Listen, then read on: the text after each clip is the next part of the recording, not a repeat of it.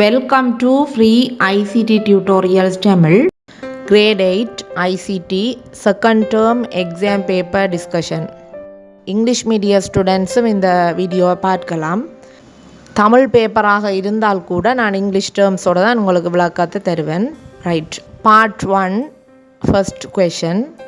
கணனியின் பிரதான நினைவகமாக கருதப்படுவது. பிரதான நினைவகம் என்று சொன்னால் மெயின் மெமரி அல்லது பிரைமரி மெமரி என்று சொல்லுவோம். தமிழில் பிரதான நினைவகம் அல்லது முதன்மை நினைவகம் என்ற மறுபெயர்களையும் இது கொண்டிருக்கு. மெயின் மெமரி, பிரைமரி மெமரி, பிரதான நினைவகம், முதன்மை நினைவகம் என்றால் ஒன்றே ஒன்று தான் இருக்குது. அது ரெம், ரேண்டம் ஆக்சஸ் மெமரி. அதனுடைய தமிழ் பெயர் தற்போக்கு பெருவழி நினைவகம். இரண்டாவது விடை. ஏனைய விடைகளை பார்த்தோம்னு சொன்னால் முதலாவதாக வாசிப்பு மட்டும் நினைவகம் என்று குறிப்பிடப்பட்டிருக்கு. Read only memory. இது ஒரு பிரைமரி மெமரி அல்ல. இந்த ரீட் ஓன்லி மெமரியில் சேவ் பண்ணி இருக்கிற விடயங்கள் ரீட் பண்ணலாம், ஆனால் நீங்கள் ரைட் பண்ண முடியாது. ஓன்லி ரீட் மட்டும் பண்ண முடியும், வாசிக்க மட்டும் முடியும். அதுதான் பெயர் வாசிப்பு மட்டும் நினைவகம். இது ஆப்ரேட்டிங் சிஸ்டத்தில் கணனி உருவாக்கப்படும் போதே சேமிக்கப்படுகின்ற விடயங்கள். மூன்றாவது விடை மைய முறை வழியாக்க அலகு, சென்ட்ரல் ப்ராசஸிங் யூனிட் என கூறப்பட்டிருக்கு. இது ஒரு ஸ்டோரேஜ் டிவைஸ் அல்ல, நினைவகம் இல்லை இது. நான்காவது பதுக்கு நினைவகம், கேஷ் மெமரி. கணனியின் ஸ்பீடை கூட்டுவதற்காக, ப்ராசஸிங் ஸ்பீடை கூட்டுவதற்காக உள்ள ஒரு சிறிய கொள்ளளவுடைய ஒரு மெமரியாக இருக்குது. ரைட். அடுத்த கொஷன். இரண்டாம் தலைமுறை கணனியில் பயன்படுத்தப்பட்ட தொழில்நுட்பம் யாது? 5 தலைமுறைகள் இருக்குது கணனியில், 5 ஜெனரேஷன்ஸ் இருக்குது. ஒவ்வொரு ஜெனரேஷனிலும் ஒவ்வொரு டெக்னாலஜி பயன்படுத்தப்படுது. இப்போ ஃபர்ஸ்ட் ஜெனரேஷன் எடுத்தோம்னு சொன்னால் அதில் வெற்று குழாய்கள், வெக்யூம் டியூப் பயன்படுத்தப்படுது. செகண்ட் ஜென்ரேஷனை பார்த்தோம்னு சொன்னால் டிரான்சிஸ்டர் என்று தமிழில் சொல்லுவோம். தேர்டு ஜெனரேஷனில் பார்த்தோம்னால் ஐசிஸ், இன்டிகிரேட்டட் சர்க்கிட்ஸ், தமிழில் ஒருங்கிணைந்த சுற்று. ஃபோர்த் ஜெனரேஷன் எடுத்தோம்னு சொன்னால் வெரி லார்ஜ் இன்டிகிரேட்டட் சர்க்கிட்ஸ், மிகப்பெரிய ஒருங்கிணைந்த சுற்றுக்கள் பயன்படுத்தப்படுது. அந்த வகையில் இரண்டாம் தலைமுறை கணனிகளில் பயன்படுத்தப்பட்ட தொழில்நுட்ப உபகரணம் டெக்னாலஜி டிவைஸ் டிரான்சிஸ்டர். நான்காவது விடை. மூன்றாவது வினா. கணனியில் தரவுகள் சேமித்து வைக்க பயன்படுத்தப்படும் மிகச்சிறிய சேமிப்பலகு யாது? கணனியில் என்னென்ன வகையான சேமிப்பலகுகள் பயன்படுத்தப்படுது? அதாவது கம்ப்யூட்டரில் நாங்கள் சேவ் பண்ணுவதற்காக பயன்படுத்துகிற யூனிட்ஸ் என்னென்னு பார்த்தோம்னு சொன்னால் பிட், ரெண்டாவது byte, nibble, kilobyte, megabyte, gigabyte, terabyte, petabyte என்று சொல்லி பல்வேறுபட்ட யூனிட்ஸ் இருக்குது, அலகுகள் இருக்குது. அதில் மிகச்சிறியது எதுன்னு கேட்டால் பிஐடி, பிட். மூன்றாவது விடை. அடுத்த கொஷன். தந்தையின் வயது 40, மகனின் வயது 16. தந்தையினதும் மகனினதும் வயதுக்கிடையிலான வேறுபாடு யாது என கேட்கப்பட்டிருக்கு. இந்த வயதுகள் இரண்டுமே உங்களுக்கு டெசிமல், அதாவது டெசிமல் நம்பர், 11 எண்ணாக வழங்கப்பட்டிருக்கு. வேறுபாடுண்டேக்கில் உங்களுக்கு தெரியும், தந்தையின் வயதில் இருந்து மகனுடைய வயதை கழித்து வருவது தான் வித்தியாசம். இந்த வித்தியாசம் எங்களுக்கு தெரியும். டெசிமலில் நாங்கள் போட்டோம்னு சொன்னால் 40 - 16 24 என்பது எங்களுக்கு கிடைக்கும். ஆனால் விடை 24 இல்லை, எல்லாமே பைனரி நம்பர், அதாவது அடி 2 கொண்ட பைனரி இலக்கங்களாக போடப்பட்டிருக்கு. ஆகவே நாங்கள் இந்த 24 என்ற இலக்கத்தை, அடி 10 கொண்ட இலக்கத்தை அடி 2ஆக மாற்ற வேண்டும். 24 என்ற டெசிமல் நம்பரை நீங்கள் பைனரியாக மாற்ற வேணும். என்ன செய்வீங்கள்? 24 தொடர்ச்சியாக 2 வகுத்து வரும் மிகுதிகளை கீழிருந்து மேலாக எழுதிக்கொள்ள வேணும். அதுதான் எங்களுக்கு விடையாக வரும். 11000 என்ற ஆன்சர் உங்களுக்கு கிடைக்கும். இரண்டாவது விடை பேஸ் 2 அடி 2ஐ போட்டுக்கொள்ள வேணும். ரைட். அடுத்த கொஷன். பின்வரும் இரும எண் என்று சொன்னால் பைனரி நம்பர் 10011 இதற்கு சமவெலுவான பதின்ம எண் யாது என கேட்கப்பட்டிருக்கு. பதின்ம எண் என்று சொன்னால் டெசிமல் நம்பர்.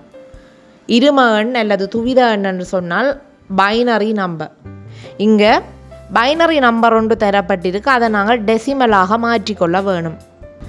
இந்த பைனரி நம்பர் அதாவது இரும எண்ணின் வலது பக்கம் இருந்து இடது பக்கம் நோக்கி ஒவ்வொரு டிஜிட்டிற்கும் 2 அடுக்கு 2 அடுக்கு 2 அடுக்கு என்று சொல்லி தொடர்ச்சியாக நாங்கள் அடுக்குகளை போட்டுக்கொண்டு வருவோம். அந்தந்த இலக்கங்களுக்குரிய அந்த ஒவ்வொரு டிஜிட்டுக்கும் உரிய அந்த இலக்கம் 2 அடுக்கு பெறுமதிகளை பெருக்கிக் கொள்ளுவோம். அடுத்ததாக இவற்றை கூட்டிக் கொள்ளுவோம். அதுதான் எங்களுக்கு விடையாக கிடைக்கும். இந்த முறையில் நீங்கள் செய்யும்போது உங்களுக்கு 19 என்ற விடை கிடைக்கும். முதலாவது ஆன்சர். Next question. தொலைக்காட்சியை மடிக்கணினியுடன் இணைப்பதற்கு பயன்படுத்தப்படும் துறை யாது? டிவியை லேப்டாப்போட கனெக்ட் பண்ணுறதுக்கு பயன்படுத்துகிற துறை என்று சொன்னால் விஜிஏ துறை வராது. விஜிஏ துறை சிஸ்டம் யூனிட்டையும் கம்ப்யூட்டர் மானிட்டரையும் கனெக்ட் பண்ண பயன்படுத்துவோம். சில டிவிகளில் விஜிஏ போர்ட் இருக்கும், பெரும்பாலான டிவிகளில் விஜிஏ போர்ட் இல்லை. விஜிஏ போர்ட் இருக்கின்ற டிவியை லேப்டாப்போட கனெக்ட் பண்ணி கொள்ளலாம். அடுத்த டிவிஐ துறை டிஜிட்டல் விஷுவல் இன்டர்ஃபேஸ் சிஸ்டம் யூனிட்டில் இருந்து மானிட்டருக்கு அல்லது ப்ரொஜெக்டருக்கு கனெக்ட் பண்ணுவதற்கு பயன்படுத்தப்படும் இந்த டிவிஐ துறை. HDMI துறை ஹை டெஃபினிஷன் மல்டிமீடியா இன்டர்ஃபேஸ். இது high quality video signals and audio signals, அதாவது ஒலி சிக்னல்ஸை சமிஞைகளை டிவி கம்ப்யூட்டர்ஸுக்கு இடையில் டிரான்ஸ்மிட் பண்ணுவதற்கு உதவும். அதாவது ஒரு டிவைஸில் இருந்து இன்னொரு டிவைஸுக்கு கடத்துவதற்கு உதவுகின்றது. அடுத்த 4வது விடை USB துறை யூனிவர்சல் சீரியல் பஸ். இந்த USB துறையை பயன்படுத்தி நிறைய டிவைசஸ் சிஸ்டம் யூனிட்டோட கனெக்ட் ஆகும். மவுஸ், கீபோர்டு, பிரிண்டர், ஸ்கேனர், இப்படி நிறைய டிவைசஸை நாங்கள் கனெக்ட் பண்ணக்கூடிய மாதிரி இருக்கும். இதற்கு மிகச்சரியான விடை HDMI போர்ட். 3வது விடை. இந்த கம்ப்யூட்டர் போர்ட்ஸ் தொடர்பான வீடியோ நான் ஆல்ரெடி அப்லோட் பண்ணியிருக்கிறேன், பார்க்காதவர்கள் பார்த்துக்கொள்ள முடியும். அடுத்த கொஷன். பின்வருவனவற்றுள் எது ஒரு திறந்த மூல இயக்க முறைமை ஆகும்? திறந்த மூல இயக்க முறைமை என்று சொன்னால் open source operating system. Open source என்றால் என்ன? இலவசமாக இணையத்தில் இருந்து நாங்கள் டவுன்லோட் பண்ணி பெற்றுக்கொள்ளக்கூடிய கணனி மென்பொருட்கள், சாஃப்ட்வேர்ஸ். அந்த வகையில் விடைகளை பார்க்கலாம்.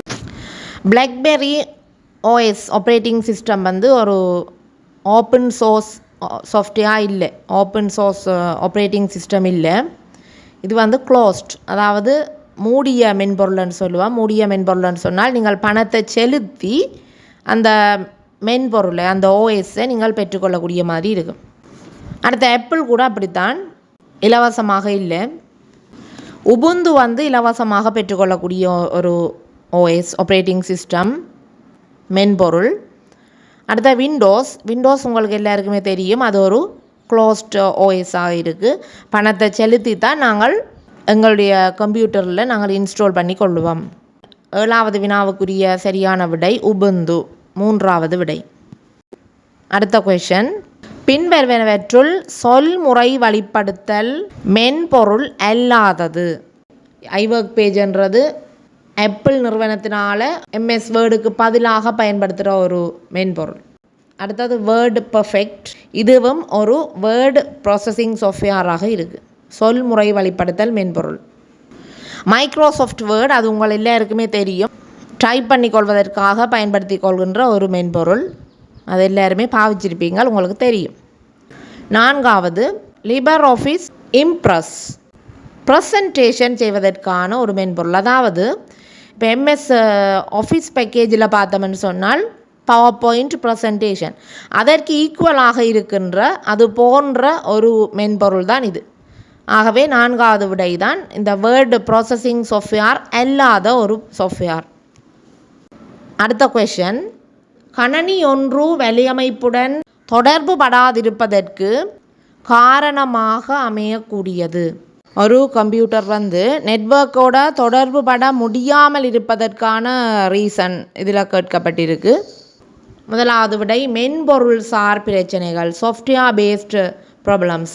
அது சரி, சாஃப்ட்வேர் பேஸ்டான ப்ராப்ளம்ஸ் இருக்கலாம் நெட்வொர்க்கோட கனெக்ட் ஆக இல்லாமல் இருப்பதற்கு. அடுத்தது வெண்பொருள் சார் பிரச்சனைகள், ஹார்ட்வேர் பேஸ்டு ப்ராப்ளம்ஸ். நெச்சு நிரல் தொற்று, கம்ப்யூட்டர் அதாவது வைரஸ் தொடர்பான தொற்றாக இருக்கலாம். மேற்கூறிய அனைத்து விடயங்களும் இந்த 3மே சரி, சாஃப்ட்வேர் ஹார்ட்வேர் பேஸ்டு ப்ராப்ளம்ஸாக இருக்கலாம்.